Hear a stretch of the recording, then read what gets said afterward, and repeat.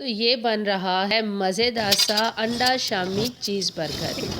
Simple burger भी आप बना सकते हैं। सिंपल आपके पास अगर शामी है और बर्गर के बन हैं तो इसको बनाना कुछ मुश्किल नहीं है। सबसे पहले आपने शामी को फ्राई करके लगा देना है, बर्गर के ऊपर फैला देना है और साथ में बारीक कटी हुई बंद गोभी, मेयोनीज़ और केचप लगाएं। एक अदद अंडे को सिंपल फ्राई करें और इसके पीसेस कट करके तमाम बर्गर के ऊपर छोटे छोटे पीसेस रख दें।